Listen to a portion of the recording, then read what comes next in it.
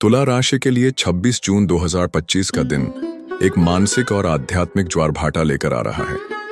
आपके स्वभाव की मूल प्रकृति संतुलन, न्याय और सौंदर्य है, लेकिन मंगल और केतु का महासंयोग इस संतुलन को गंभीर रूप से चुनौती देने वाला है। राहु और शनि की गुप्त चाल भी आपको उस स्थिति में ला सकती है जहां सही और गलत का निर्णय करना कठिन हो जाए। यह वह काल है जब तुला जातक को बाहरी नहीं बल्कि आंतरिक संतुलन साधना होगा, क्योंकि यही वह शक्ति है जो आपको असमंजस से निकलकर निर्णय की ओर ले जाएगी। मंगल और केतु का यह योग आपके अंदर गहराई से छुपे हुए विचारों और असुरक्षाओं को सतह पर ला सकता है। आपको लग सकता है कि लोग आपकी भावनाओं को नहीं समझ रहे, आपकी अच्छाई को कमजोरी समझ रहे हैं और आपके धैर्य का अनुचित लाभ उठा रहे हैं। लेकिन इसी समय आपको यह भी समझना होगा कि प्रतिक्रिया की जगह शांति और टकराव की जगह संयम आपको आगे ले जाएगा। इस समय छोटी छोटी बातों पर प्रतिक्रिया देना रिश्तों में खटास ला सकता है, विशेषकर वे रिश्ते जिनमें पहले से ही संवाद की कमी है। इस समय सबसे बड़ा इम्तिहान होगा स्वयं को केंद्र में लाना। आप स्वभाव से दूसरों के लिए सोचने वाले व्यक्ति हैं, लेकिन इस बार खुद के लिए सोचना जरूरी है।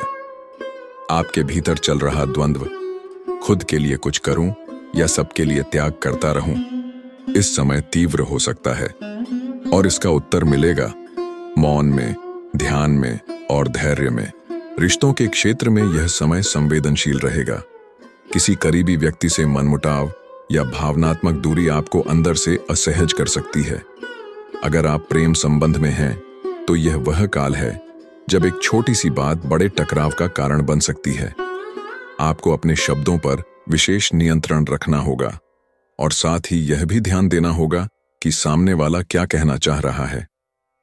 संवाद के अभाव में बनी गलतफहमियां इस समय संबंधों को तोड़ सकती हैं, लेकिन यदि आपने समय रहते खुलकर लेकिन विनम्रता से संवाद किया तो कई बिगड़े हुए समीकरण सुलझ सकते हैं।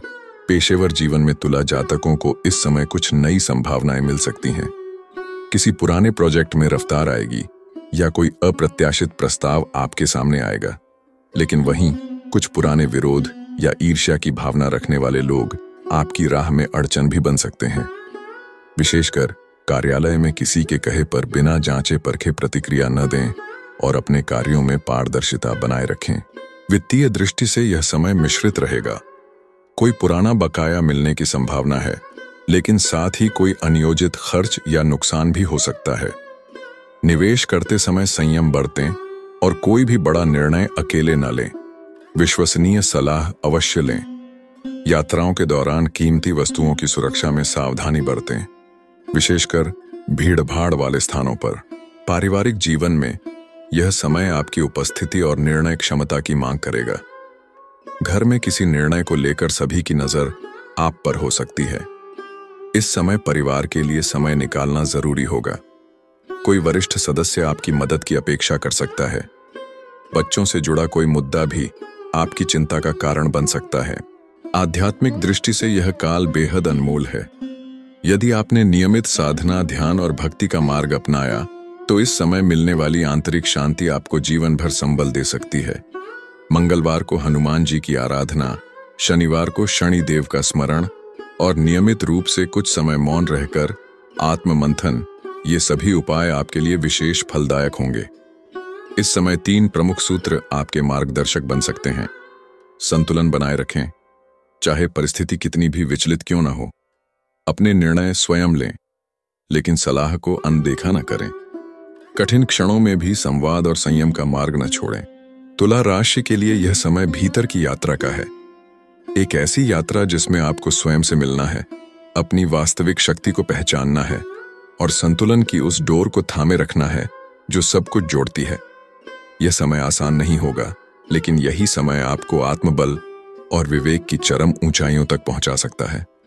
हर हर महादेव, यह मंत्र इस समय आपका कवच है। जब भ्रम बढ़े, जब द्वंद्व गहराए, तब शिव के नाम का स्मरण आपको दिशा देगा। यह संयोग केवल एक खगोलीय घटना नहीं, आपके जीवन का एक पवित्र अध्याय है। उसे श्रद्धा और जागरूकता से लिखिए। शिव की कृपा अवश्य प्राप्त होगी।